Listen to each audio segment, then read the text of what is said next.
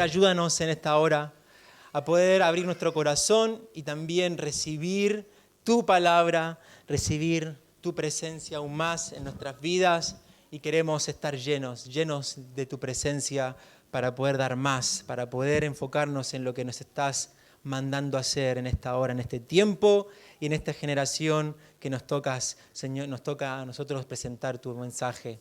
Señor, levanta en este tiempo también discipuladores para poder alcanzar a más personas aquí en San Isidro. Entendemos que la necesidad siempre es urgente y ayúdanos a poder levantar obreros para poder recoger la mies. En el nombre de Jesús, amén. Amén. Mientras los anfitriones están repartiendo los que quieran tomar apuntes, ustedes me preguntarán qué hago con esta almohada. Cuando llegué por la puerta hoy a la mañana, no voy a decir nombres porque no quiero que nadie se sienta mal, pero me dijo, ¿qué, hoy dormiste en el auto? Se ve que tiene experiencia ese hombre para dormir en el auto. Pero no dormí en el auto. Hoy traje una alarma y una almohada. Quiero hacer una pregunta. ¿Cuántos, levante la mano, cuántos de los que estamos aquí se levantan con una sola alarma? Levante la mano, por favor. Con una sola alarma, bien. Puede bajar su mano, ¿Cuántos se levantan con más de una alarma? 2, 3. Bueno, bien, está repartido. ¿Qué es lo que hacemos cuando suena la alarma? Posponer, hay unos cuantos que están posponiendo. Bueno, algo que pensaba, puede ser un poco gracioso, pero pensaba en lo siguiente. Cada domingo que escuchamos un sermón es una alarma.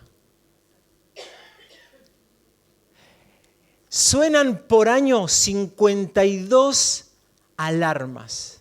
A los que tienen la oportunidad de escuchar 2 sermones por domingo, si contamos son 52 sermones, mensajes que escuchamos durante el año, por lo menos aquí en CC Vida. Sin contar los campamentos, los congresos, sin contar los podcasts, las prédicas en la semana, sin contar. Y la pregunta es, ¿qué estamos haciendo?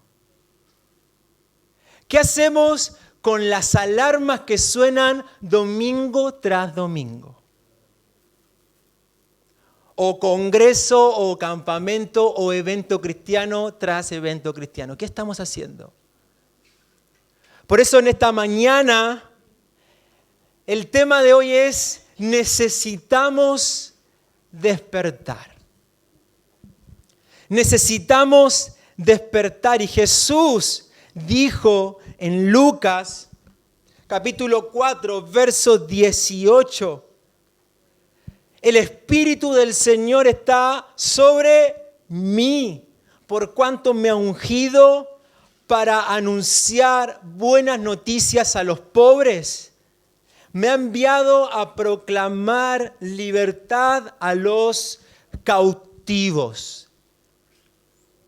Y quisiera que en este domingo, en esta alarma, una alarma más, podamos pensar no en el cristiano que conocemos que va a CFC o acá a IPSI o al cristiano que va a otra iglesia.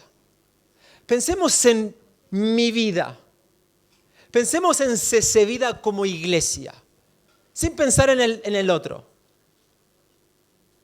Y necesitamos despertar por un montón de razones, pero 2 de ellas. Y la primera es para cambiar nuestra mirada. Cambiar nuestra mirada. Y Jesús dice para anunciar buenas noticias a los pobres. ¿Por qué Jesús dice para anunciar buenas noticias a los pobres? ¿Del Espíritu? ¿Por qué dice Lucas dar buenas noticias a los pobres? la salvación, la esperanza.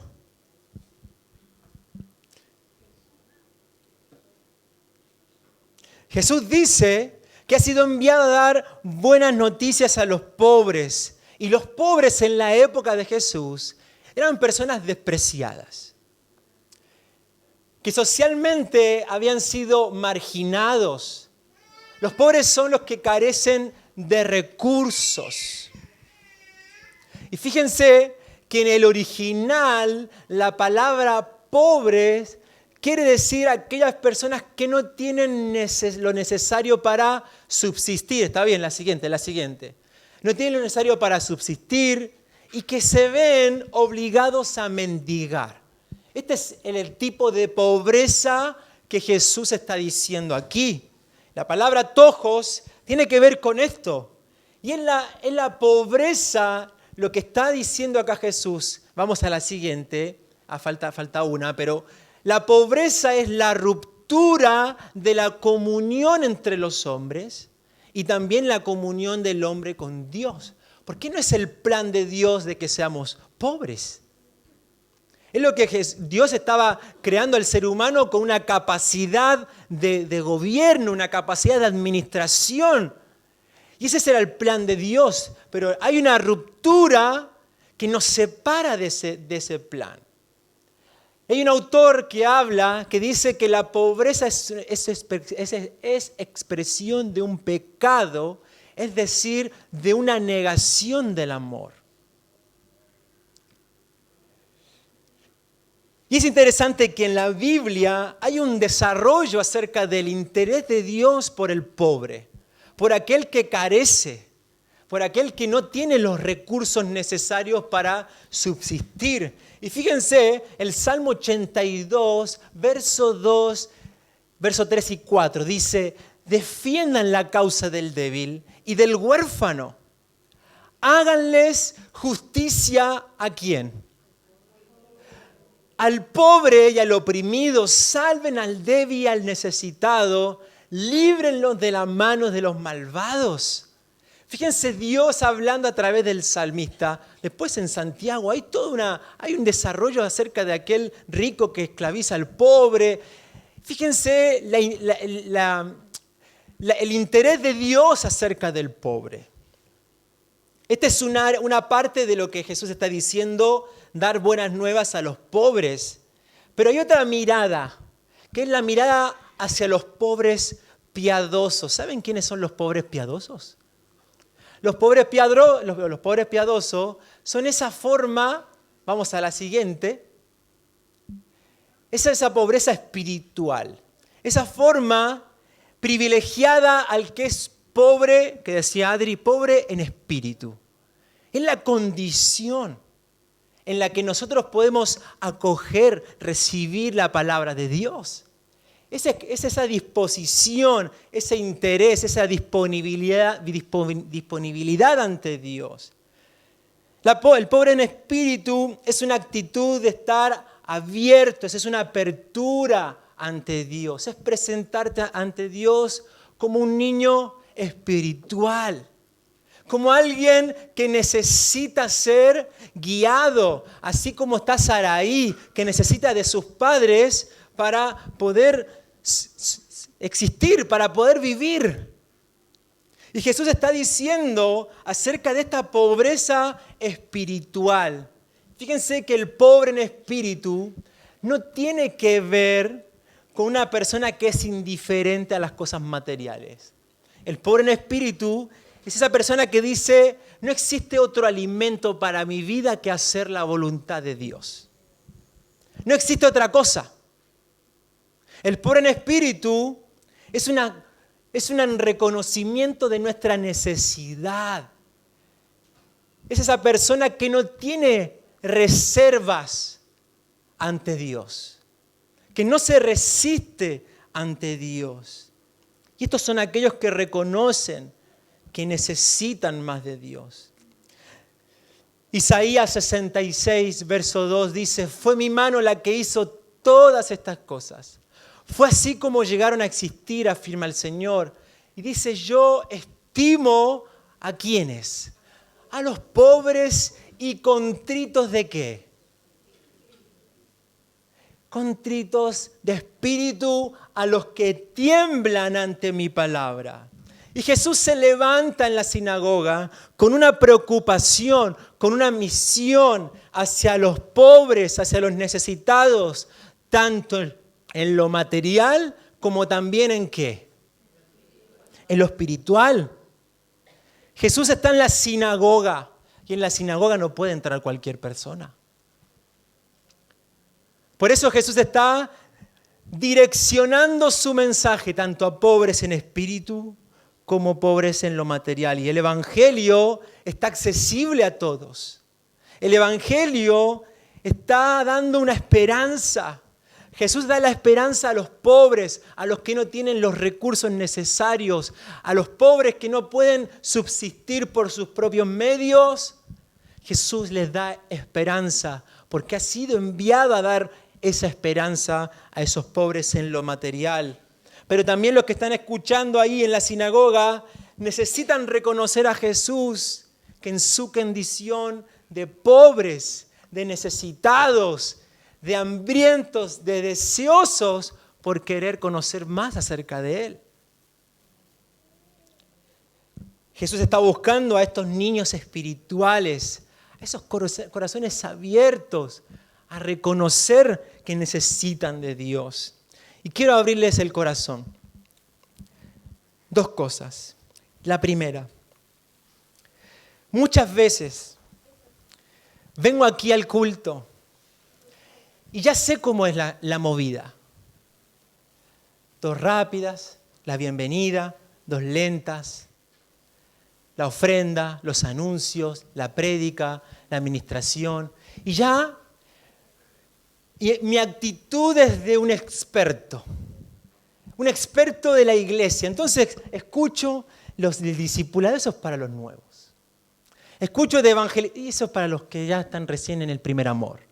Y empiezo a creer que ya sé. Soy graduado del instituto, soy profesor, y ya empiezo mi corazón a creer que ya no necesito más. Y a veces venimos así con una actitud a la reunión. Y eso es lo que limita a Dios. Porque el texto nos está diciendo, quien está estimando a Dios es al corazón contrito, es al pobre en espíritu. Es la persona que reconoce que necesita de Él. Si no, yo mismo soy el que limita a Dios. Pero lo segundo, estuvimos en Chile ahora en enero, visitando a la familia, pasamos Año Nuevo, fuimos a la familia. Y esos días, los primeros días que estaba en mi ciudad, se me caía la baba. Porque veía, vamos a la casa de un tío, tiene quincho, pileta, hermoso el predio, pasto, todo hermoso. Voy a la casa de otro tío, pileta, quincho, tiene todo. Voy a la otra casa, tienen todos quinchos, tienen todas casas grandes, pileta, auto, las camionetas nuevas, 0KM, digo, ¿cuántos autos tiene? 4 autos. ¿Y qué hace? Y yo digo acá, ¿qué pasa con nosotros que acá no progresamos? Pero fíjense lo mal que estuve. Yo embobado en todo lo que tenían y descuidé lo más importante, su necesidad espiritual. Su pobreza espiritual descuidé, porque la conversación con mi tío era, tío, ¿cómo hace para...? No, tengo 3 autos y voy a la casa y vamos en un año ya vamos a hacer otra habitación. Y toda la conversación rondó en lo material. Y en ningún momento me detuve a hablar de su necesidad, de su pobreza espiritual. Y nosotros andamos en círculos, amigos, compañeros, y vamos y, ¡ay, la tremenda casa que tiene! O el auto que tiene. Pero no nos dejemos engañar, porque ellos necesitan en su interior esa necesidad espiritual. Necesitamos despertar para cambiar nuestra mirada. Cambiar nuestra mirada, nuestro chip, nuestra forma de ver. Y a veces sé que aquí en Buenos Aires o aquí en Argentina hay ciertos prejuicios acerca de los pobres, que están en el semáforo y te hacen así, ¿no? Y uno, ¿qué pasa por la cabeza? Y bueno, va a comprar droga, va a comprar alcohol y el que está pidiendo pasa lo mismo. Hay tenemos ciertos prejuicios, pero el mensaje de hoy tiene que ver, pidamos al Espíritu Santo que nos cambie la mirada. Quizás no tenemos nada para dar, pero sí, escuchémoslo. Sí, alguien está pidiendo, está en la calle, me siento al lado y contame, ¿cómo te llamas? Y ese cambio, esa atención, les puedo decir que es mostrar el amor de Jesús. Lo segundo por el cual necesitamos despertar es para identificar nuestra cautividad. Y este es el momento que uno dice, tendría que haberme quedado en casa. Identificar nuestra cautividad. Jesús dice, me ha enviado a proclamar libertad a los cautivos. Y la pregunta es, ¿por qué es importante identificar nuestra cautividad? ¿Saben qué? Porque hay una liberación. Jesús ha sido enviado para liberar y esta liberación abarca aspectos, muchos aspectos. Fíjense en la anterior, el aspecto espiritual o la que viene. Ahí está. Aspectos espirituales, aspectos sociales, aspectos económicos y aspectos físicos. Esta liberación que Jesús está proclamando aquí en la sinagoga tiene un montón de dimensiones, no solamente lo espiritual. Y la idea aquí de los cautivos es de esos prisioneros, esas personas que no tienen posibilidad de liberarse por sus propios medios. Los cautivos son los que sufren diversas formas de limitación, diversas formas de opresión. Algunos aspectos que Jesús está confrontando cuando Él dice que me ha sido enviado a liberar a los cautivos, la primera, y no podemos reducirlo, y es el pecado. A los cautivos por el pecado. Vamos a la que viene, Dana, por fin. Jesús vino a restaurar esa separación, esa ruptura que había entre Dios y la humanidad. Esto es lo primero que Jesús está diciendo, a los cautivos por el pecado. Pero también vemos los cautivos de la muerte eterna, que sin Jesús no podemos acceder a la vida eterna. Y Jesús, el Salvador anunciado, traería esa vida eterna, esa salvación eterna. ¿Qué va a pasar con nosotros después de la muerte? A través de Jesús tenemos esta respuesta. Nos libra de la condenación espiritual. Lo tercero es la opresión social. ¿Quiénes estaban oprimiendo al pueblo de Israel en la época de Jesús? Roma, el imperio romano. Impuestos, y los trataban mal, y los tenían denigrados, y había cierta persecución al pueblo de Israel en la época de Jesús. Jesús dice también a los que están cautivos por el imperio romano. Y esta era la expectativa de Israel, de que aparezca ese Mesías en el caballo. Lo cuarto, la enfermedad. ¿Cuántas sanidades Jesús hizo? Mateo, Marcos, Lucas, Juan, un montón de milagros, de sanidades, esas personas que han sido cautivadas por la enfermedad. Lo otro, la influencia demoníaca. ¿Cuántas personas estaban siendo cautivas por los demonios? ¿Se acuerdan en esa ocasión el hombre que estaba en Gadara? el gadareno que tenía ¿cuántos? Legiones, miles de demonios. Y Jesús lo libera y hace todo ese escándalo con los cerdos. Bueno, hay un hombre ahí cautivo por la fuerza y el poder de las tinieblas, de los espíritus malignos. Lo siguiente, las tradiciones. Ese pueblo que estaba siendo cautivo por las leyes que les exigían los escribas, los maestros, los fariseos, todo este grupo religioso que Jesús los confronta, los desafía y les dice, ay de ustedes que les hacen hacer cosas a las personas y ustedes no las cumplen y les exigen. Y Jesús vino a ser libres en su contexto a estas personas. Jesús se levanta para proclamar la libertad en su contexto. No la libertad de Avanza, sino la libertad de Jesús. Pero la pregunta es, ¿qué nos tiene cautivos? Quizás de estos aspectos, sí, pecado, la tradición, sí, tal vez algún demonio dando vuelta, o algo que nos pueda tener cautivos. Pero como decía al principio, la liberación de Jesús abarca dimensiones. Y aquí hay una lista pequeña. Frustración. La frustración me está cautivando. Los miedos. ¿Saben que yo le tengo miedo a la tormenta? Denme un terremoto grado 9, no me pasa nada. Pero la tormenta aquí en Buenos Aires la sufro y mi esposa es testigo. Culpa.